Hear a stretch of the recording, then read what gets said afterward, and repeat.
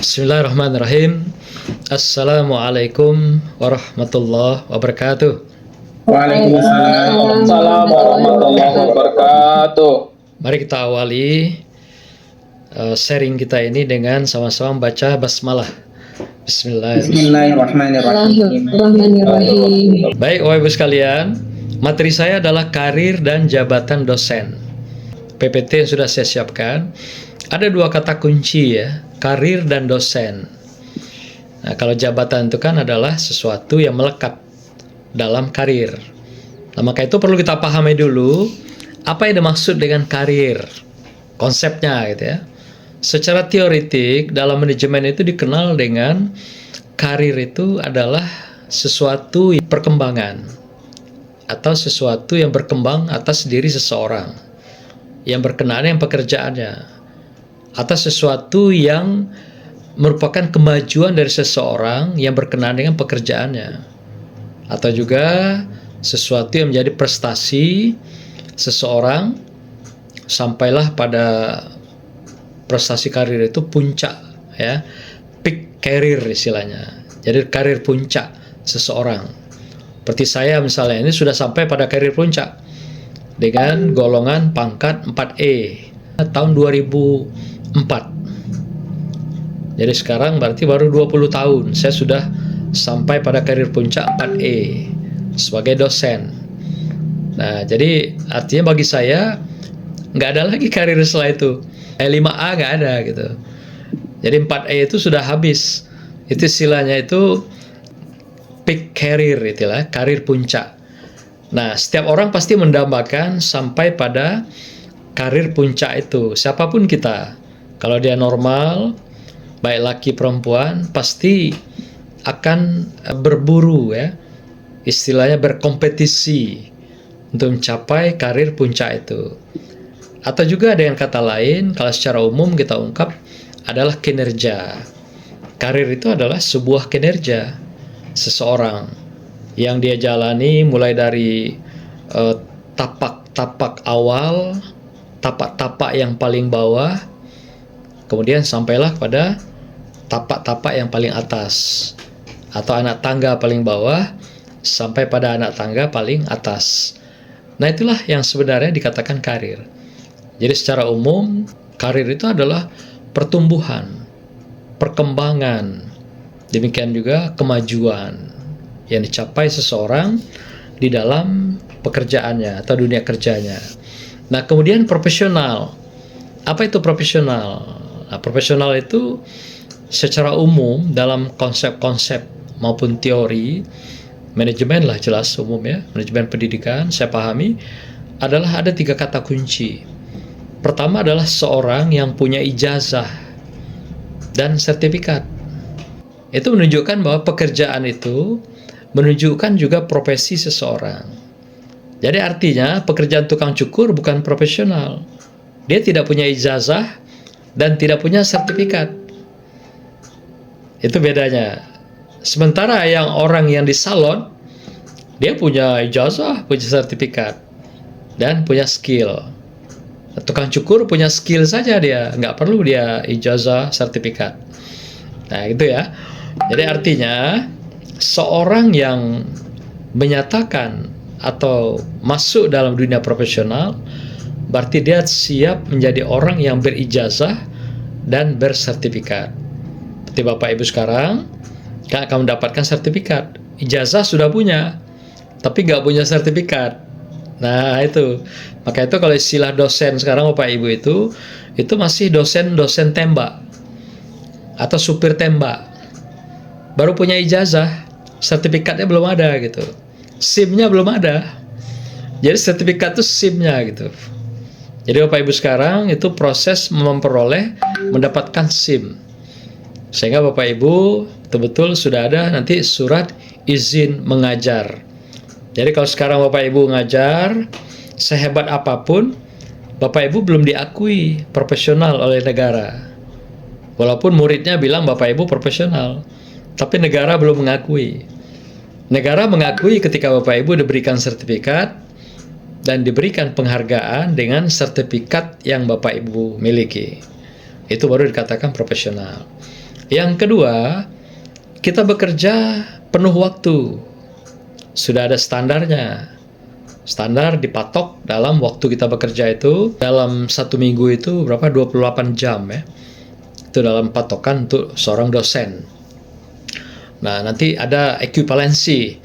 Kalau Bapak Ibu misalnya ada pekerjaan jabatan tambahan. Atau pekerjaan tambahan itu bukan sebenarnya jabatan kita. Itu adalah jabatan struktural. Jadi kalau jabatan itu, karir itu adalah dosen itu. Itu karir. Sedangkan yang seperti ketua prodi, jurusan, dekan, wakil dekan, sampai rektor atau wakil rektor, dan badan-badan lain, itu jabatan tambahan, struktural Bapak Ibu sekalian. Jadi yang betul-betul karir kita, yang memang menjadi sesuatu yang diamanahkan pada kita dengan karir dan jabatan itu, secara profesional dosen itu.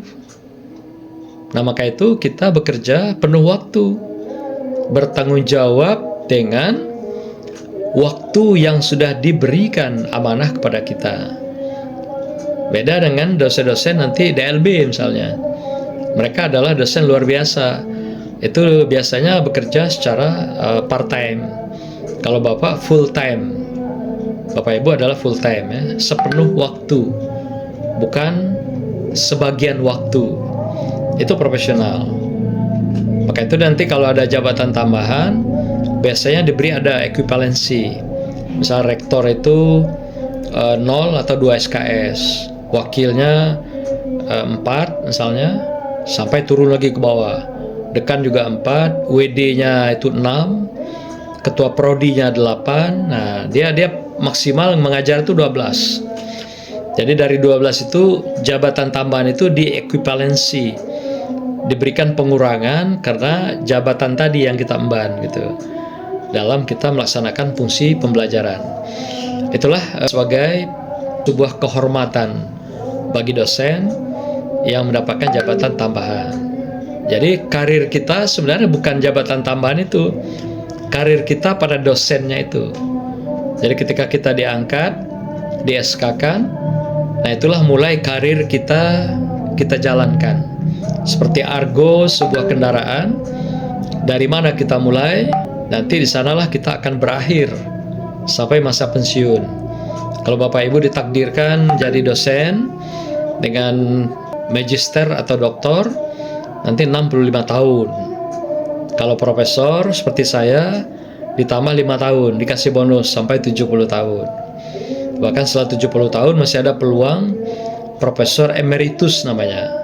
Emeritus itu profesor penghargaan karena dianggap masih punya kompetensi, masih punya power, maka diperpanjang setiap 5 tahun gitu untuk prode-prode berikutnya. Jadi bisa sampai 75, 80. Bahkan dosen saya dulu di Jakarta itu, di Universitas Negeri Jakarta, Ibu Koni Semiawan, itu mendekati 100 tahun. Nggak pensiun-pensiun dia. Itu digelar dengan guru besar emeritus namanya. Nah, itu tergantung dari kampusnya, kesanggupan dari dana BLU membayar mereka. Karena mereka tidak lagi namanya penggajian, tapi sudah honor gitu. Atau ada kata lain transport.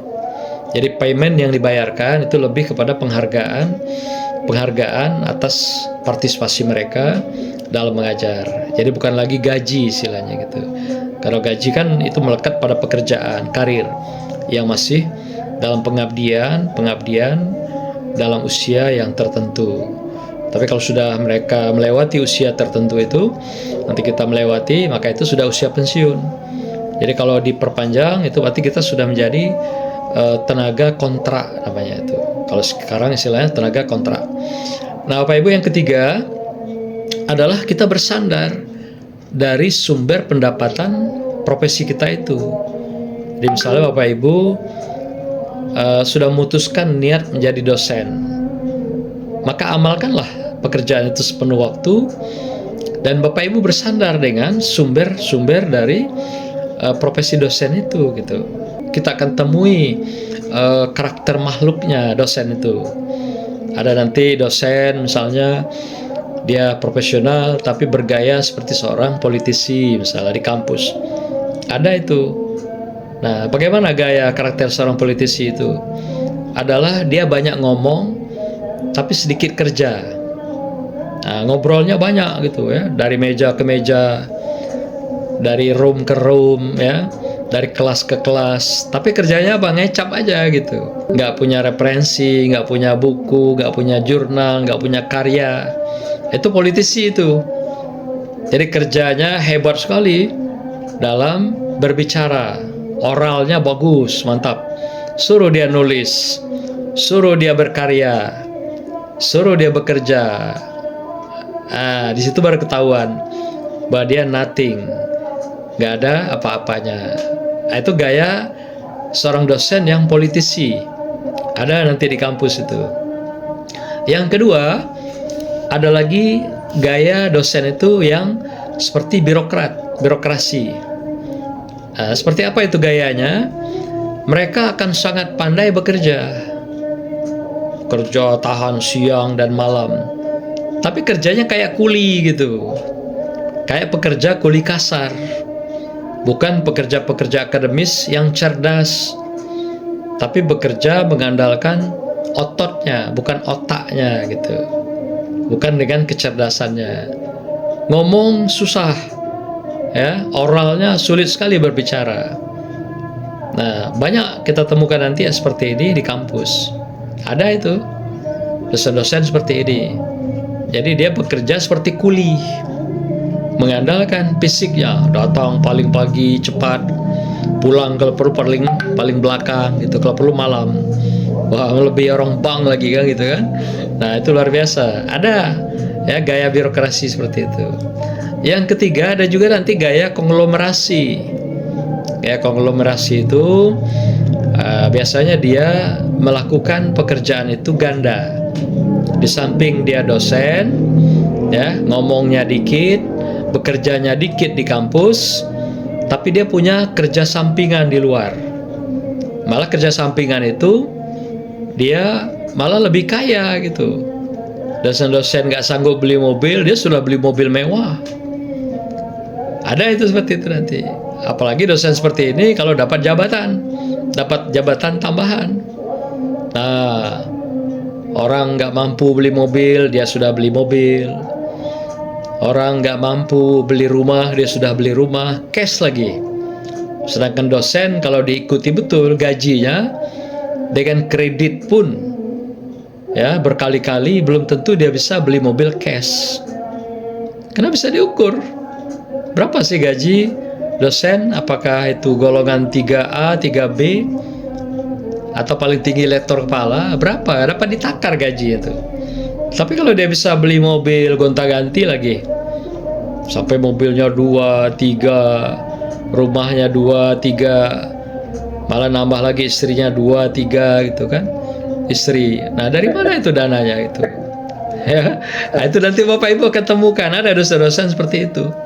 Baik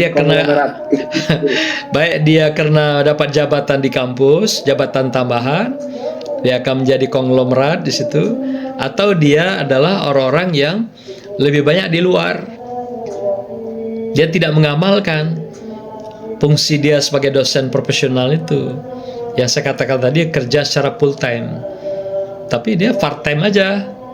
Ngajar semaunya, ya, menyiapkan bahan-bahan ajar pembelajaran, sumber belajar seadanya. Nah, datang juga seala kadarnya. Tapi dia lebih banyak pekerjaan sampingan di luar. Sehingga dia jadi konglomerat juga.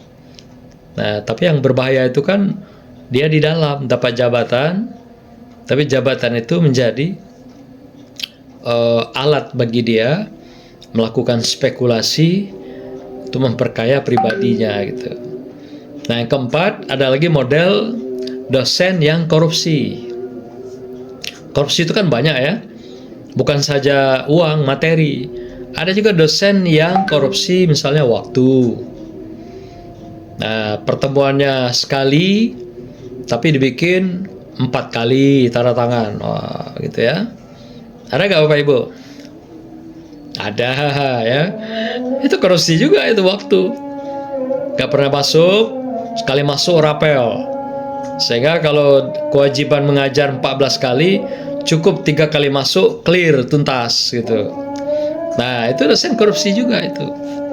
Tidak menjalankan amanah sesuai dengan apa yang ditagih pada seorang dosen dalam pekerjaan profesionalnya. Nah, Bapak Ibu nanti boleh lihat akan ada 4 karakter itu di kampus. Ya, gaya-gaya yang muncul dari seorang dosen, apakah politisi, birokrasi, konglomerasi yang kerja ngumpul harta benda saja, atau yang juga melakukan korupsi waktu, atau juga korupsi karya ilmiah yang kita kenal dengan plagiasi. Dia ambil karya mahasiswa, dia ganti covernya dengan nama dia masukkan ke jurnal. Atau dengan cara lain, dia suruh mahasiswa bikin tugas, lalu tugas itu dia edit, dia bikin buku gitu, nama dia. Nah, itu korupsi itu Bapak Ibu. Hati-hati ya. Karena saya ini sudah punya pengalaman jadi dosen itu mulai dari terbawah. Sebagai dosen biasa, lalu ketua prodi saya pernah juga, lalu jadi dekan, lalu jadi rektor, jadi direktur pasca, sampai sekarang masih diamanahkan lagi menjadi ketua senat. Jadi hampir di sepanjang usia saya, alhamdulillah saya diamanahkan dengan jabatan itu. Nah, itu tentu kepercayaan yang diberikan itu bukanlah karir yang biasa, apalagi yang waktu panjang ya. Kita masih diamanahkan dengan pekerjaan-pekerjaan karir di kampus ini gitu. Nah, Bapak Ibu, tentu setiap orang mendambakan amanah itu selalu melekat pada dirinya gitu kan. Nah, tapi itu kan tentu tergantung dari jejak atau rekam jejak kita masing-masing.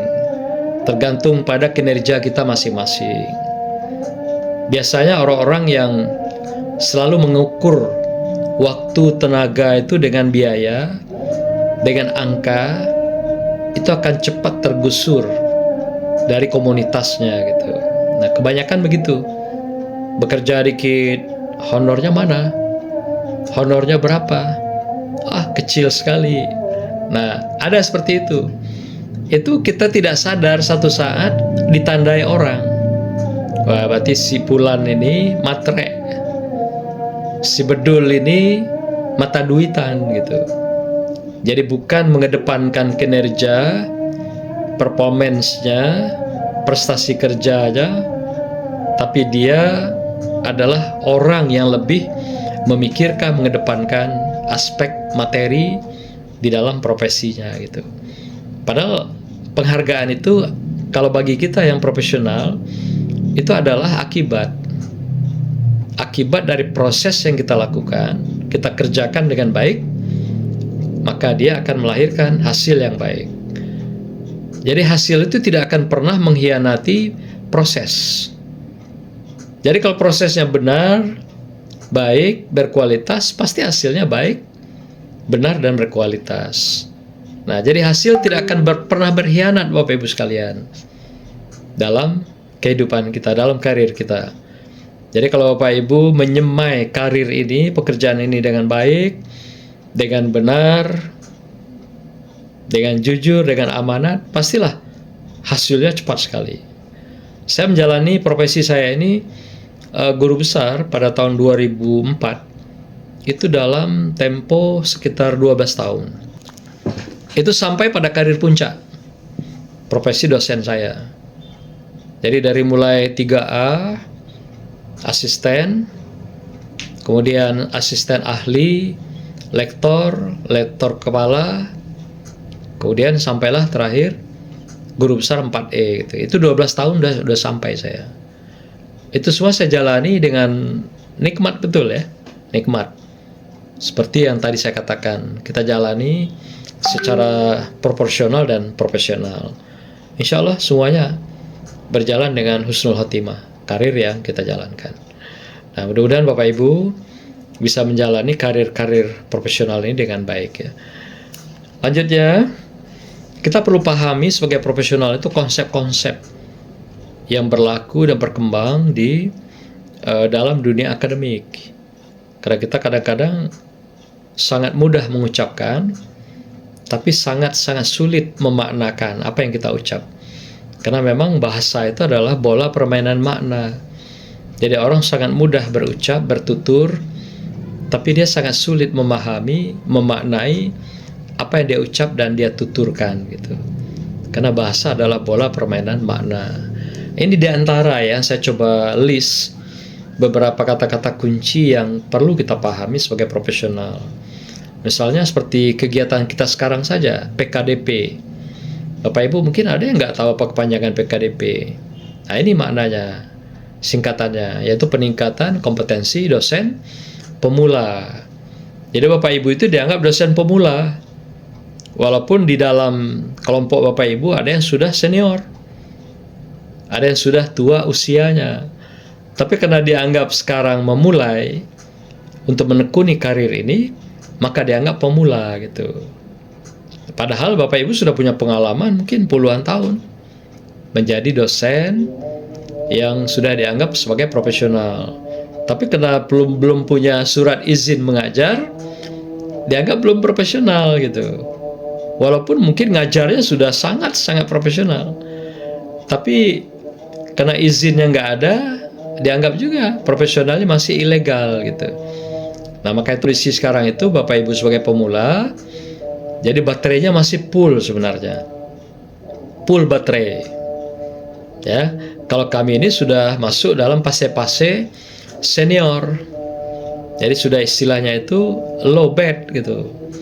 Nah Bapak Ibu masih full bed, kami low bed gitu. Sunlight itu matahari yang baru akan bersinar gitu.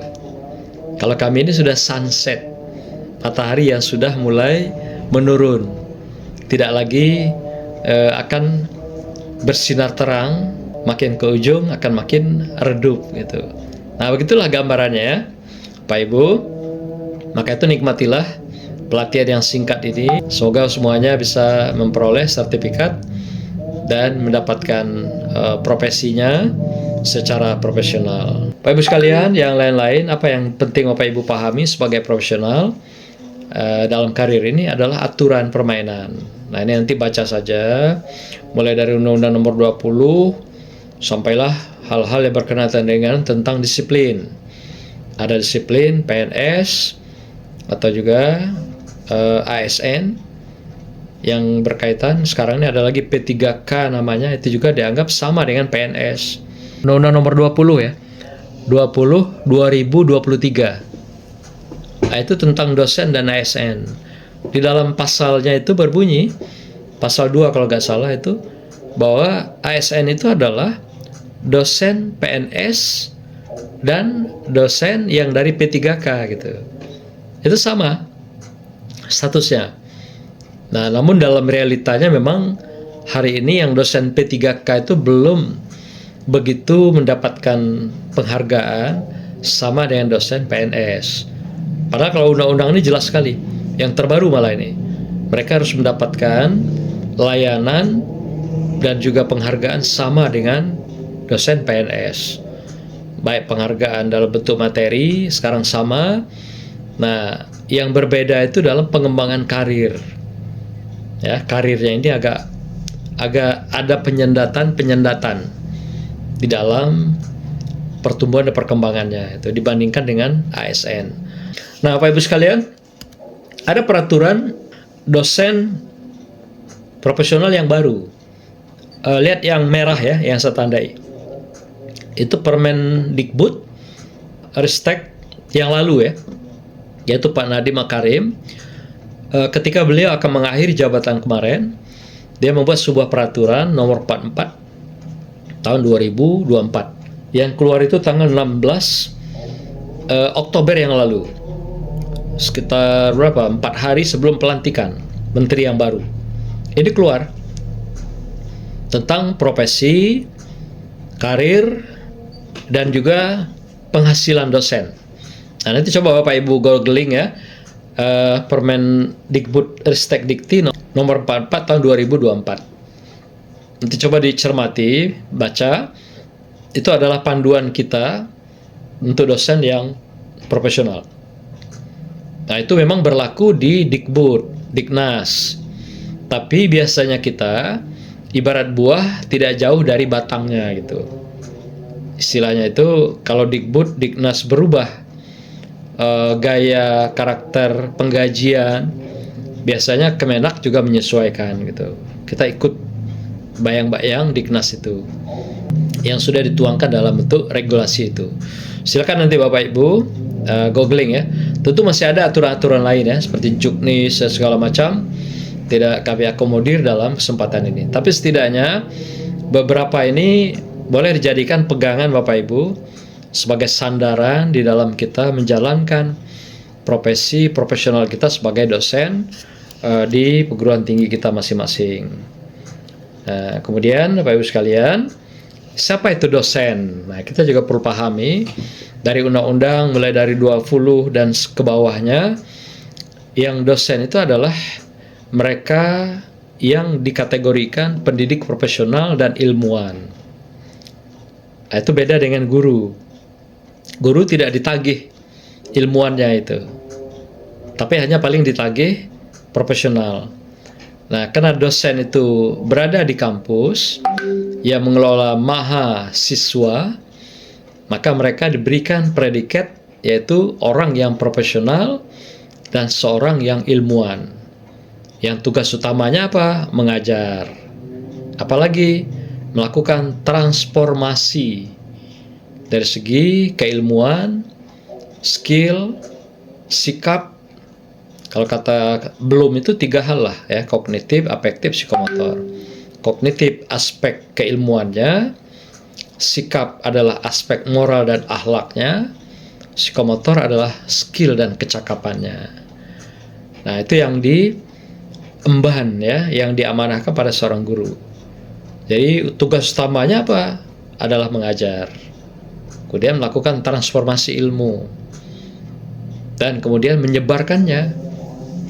Baik di dalam kelas, kemudian dalam bentuk karya ilmiah, atau juga di dalam masyarakat, dalam bentuk pengabdian masyarakat. Maka itu dikenal dengan tugas kita itu adalah tridharma.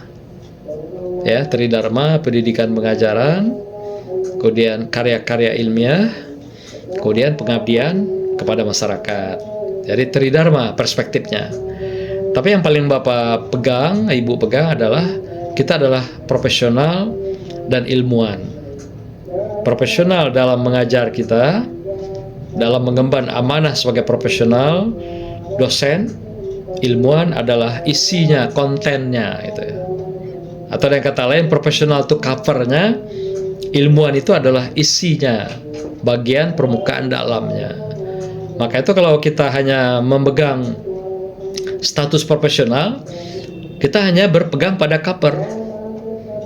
Nah, maka itu tidak ada pilihan lain. Dosen wajib menulis, wajib berkarya, wajib berinovasi secara kreatif agar dia menjadi ilmuwan. Tidak akan pernah lahir seorang ilmuwan tanpa menulis dan meneliti karya ilmiah. Tidak akan mungkin itu terjadi. Jadi covernya profesional, ilmuwan itu adalah isinya, substansinya dari kita sebagai seorang dosen yang saya merahi itu ya. Kalau guru apa? Hanya profesional saja. Kalau dosen ada tagihan, ada amanah di pundak kita sebagai seorang ilmuwan. Nah, beda ya antara guru dan dosen. Maka itu kalau ada yang sudah dosen, tinggalkan, nggak usah jadi guru lagi. Karena Bapak Ibu sudah masuk dalam dunia ilmuwan. Karena masih ada juga itu, sudahlah dosen ya, diambil sebagai predikat, masih juga jadi guru kemana-mana gitu, kayak jual kredit gitu kan. Mencukupi setoran gitu kan, ngajar lagi di swasta ini, ngajar lagi sana sini, nggak boleh. Dosen itu kalau disilakan karir, jabatan pekerjaan itu sudah tertinggi. Jadi karir puncak di dalam sistem sebuah birokrasi, dosen itu sebenarnya yang diajar aja ya toh? Mahasiswa. Berarti dosen itu maha guru. Gitu kan? Kalau guru, hanya guru gitu. Karena diajar siswa. Jadi antara guru dan siswa. Tapi di kampus enggak. Bapak Ibu sudah menjadi maha. Karena yang diajar mahasiswa, maka Bapak Ibu adalah maha guru gitu.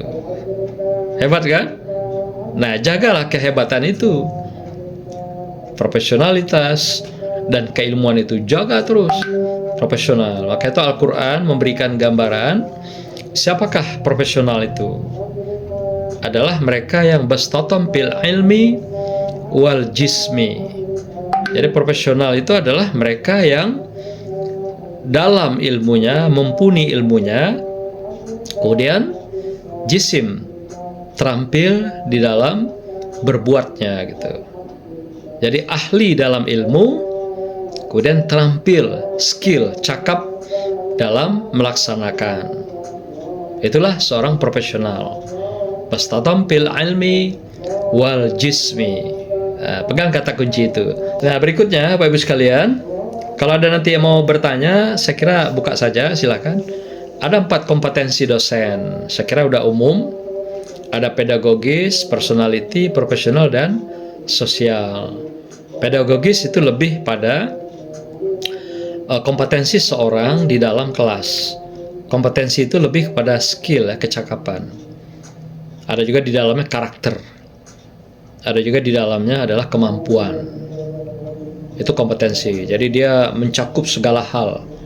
Ada keterampilan, ada kecakapan, ada lagi kemampuan. Nah, jadi pedagogis adalah keahlian kita dan kecakapan kita di dalam mengajar. Intinya begitu. Ahli dalam ilmunya, cakap dalam mengajarnya. Cakap mengajar berarti dia bisa menggunakan metode mengajar dengan baik. Dia bisa menggunakan strategi mengajar dengan baik. Dia bisa melakukan pendekatan pembelajaran dengan baik, menggunakan media dengan baik, berkomunikasi dengan baik. Karena ada juga tadi yang saya katakan, dosen yang nggak bisa berkomunikasi, tapi dia sebagai pekerja fisik di dalam dia melaksanakan fungsi profesionalnya. Ada yang seperti itu nanti. Ada juga dosen yang kerjanya pandai ngomong, tapi nggak bisa bekerja apapun. Nah, profesional nggak begitu. Jadi ilmunya dia kuasai dengan baik, kemudian dia cakap juga mengaplikasikan ilmu itu dalam realitanya. Mengajarnya cakap gitu. Mengajarnya cakap itu tentu punya metode-metode, teknik-teknik. Sampailah dia juga cakap mampu melakukan evaluasi. Yang kedua, kompetensi personality. Personality ini kan dipahami adalah hal-hal yang berkenaan dengan karakter, kepribadian. Nah, ini selalu begitu. Yang dikenali, yang dipahami dalam fungsi-fungsi kita. Ya, secara sederhana karakter itu kan adalah kita memahami psikologi belajar, psikologi perkembangan, psikologi anak, psikologi orang dewasa. Belajar kan banyak juga macamnya. Ada andragogi, belajar orang dewasa, pedagogi, pembelajaran profesional. Nah, itu juga adalah bagian dari personality. Maka itu orang yang personalnya bagus, yang baik, pastilah dia akan menyelesaikan dulu urusan-urusan individunya. Baru dia bawa ke dalam urusan profesional. Contoh kecil misalnya, Bapak Ibu punya problem di rumah, Ibu punya problem dengan suami, ada tagihan suami belum selesai, misal di rumah. Tahu-tahu pagi pergi ke kampus, sekolah tinggi, STAI misalnya, atau IAI, atau universitas. Padahal urusan dengan si abang di rumah belum selesai. Kan bawaannya kalau pasti resah gelisah. Bawaannya adalah emosi. Apalagi di rumah misalnya sempat konflik, berkelahi. Tiba-tiba sampai ke sekolah, bawaan kelahi di rumah itu pasti akan terbawa ke sekolah. Nah, maka itu kalau Bapak Ibu-Ibu ada urusan di rumah yang belum selesai, terutama pagi hari, Mbok ya tuntaskan dulu, selesaikan. Ya, kalau ada tagihan Bapak, penuhi dulu tagihan Bapak itu. Nah, sehingga Bapak Ibu ketika pergi sudah dalam suasana tenang, damai dan nyaman. Dan kedamaian, ketenangan, kedamaian, kenyamanan itu serta keteduhan itu akan memberikan juga kedamaian dan keteduhan pada anak kita. Tapi kalau dari rumah sudah bawa modal, emosian, sudah saling marah-marahan, sudah saling merajuk, atau istilahnya kalau ibu-ibu sudah ngegas di rumah, sudah ngegas dengan bapaknya, ngegas, pasti ke kampusnya ngegas juga nanti ke mahasiswanya gitu. Nah, inilah personality itu. Jadi personality itu sederhana memahami bagaimana kita mencoba berdamai dengan diri kita dulu, sehingga karakter-karakter kita yang terbangun adalah karakter-karakter yang betul-betul menunjukkan budaya humanistik kemanusiaan dan juga profesional itu. Karena banyak juga karakter-karakter itu yang tidak diamalkan oleh seseorang. Ada kalanya kadang-kadang seperti tadi, dia dosen profesional tapi dia bergaya seperti politisi. Ada juga dosen profesional bergaya sebagai seorang yang gayanya birokrasi, atau juga yang seperti konglomerasi tadi, konglomerat, macam-macam gaya-gaya yang ditunjukkan. Berlakulah dengan gaya karakter kepribadian kita sebagai dosen yang digelari sebagai dosen profesional. Selalulah mendalami keilmuannya, selalulah meningkatkan update skill dan kecakapannya. Jadi profesional itu intinya Bapak Ibu selalu mendalami, meng-up-to-date-kan ilmunya dan juga meningkatkan skillnya, kecakapannya. Itu inti profesional. Terakhir, sosial adalah kita tadi melakoni peran-peran posisi kita di dalam kehidupan sosial. Dimanapun kita hidup dan berada, komunitas kita itu jelas. Tentu komunitas-komunitas yang berada dalam perspektif keagamaan. Inilah yang mewarnai kehidupan kita, yang melandasi kehidupan kita, yang mencitrakan kompetensi sosial kita sebagai dosen profesional di kampus dan juga profesional di masyarakat. Jadi bukan saja milik mahasiswa di kampus tentang maha guru itu, tapi juga adalah milik masyarakat secara keseluruhan, dimanapun kita hadir dan berada, dan juga dalam konteks pengabdian masyarakat. Nah, inilah 4 kompetensi itu ya Bapak Ibu. Kalau namanya mungkin Bapak Ibu sudah paham ya, tapi isinya mungkin ada sesuatu yang baru barangkali dari pengalaman yang saya berikan dari proses-proses tadi ya. Bapak Ibu sekalian, dalam undang-undang tadi yang saya sampaikan, undang-undang ASN, bahwasanya nomor 2023 itu pegawai negeri itu terdiri dari ASN dan P3K. Nah, jadi sama sebenarnya itu. Tapi yang pemberlakuannya sampai hari ini belum seimbang ya kalau saya lihat ya. Belum balance. Padahal dalam undang-undang ini jelas sekali. Mudah-mudahan dengan pemerintahan baru ini di bawah Pak Prabowo akan ada perubahan-perubahan besar berkenaan dengan undang-undang ini ya, keberadaan ASN dan P3K itu. Kita harapkan begitu. ASN itu pegawai negeri terdiri dari ASN dan P3K. Mudah-mudahan Bapak Ibu adalah termasuk dalam konteks itu. Hal-hal lain tentu memiliki kesamaan di dalam hak dan pengembangan kompetensi maupun karir. Nah, ini yang tadi saya katakan belum begitu dikedepankan ya, terutama yang P3K. Mudah-mudahan ke depan ya akan ada perubahan. Segi pangkat ya Bapak Ibu, pangkat yang melekat pada kita di antaranya seperti ini. Mulai dari Bapak Ibu diangkat kemarin asisten dan asisten ahli itu asisten 100, asisten ahli 150 dengan pangkat golongannya adalah 3A dan 3B ya. Lektor gitu juga dengan angka kredit 200 dan 300. Ada lektor yang dua macam ya, 3C, 3D. Ada juga lektor kepala ya, 400, 5,5 dan 700. Kemudian dengan golongan 4A sampai 4C. Terakhir profesor guru besar adalah 850 dan 1050. Kemudian ada juga yang 4D, 4E, pangkat yang melekat pada seorang profesor. Yang bagian terakhir ini undang-undang yang baru. Yang tadi saya bacakan nomor 44 tahun 2024. Apa perbedaannya? Dari segi penghargaan. Ya, kalau dari segi penghargaan ini kita lihat dari tunjangan kinerja, ini di luar gaji ya, tunjangan kinerja ini, tukin istilahnya.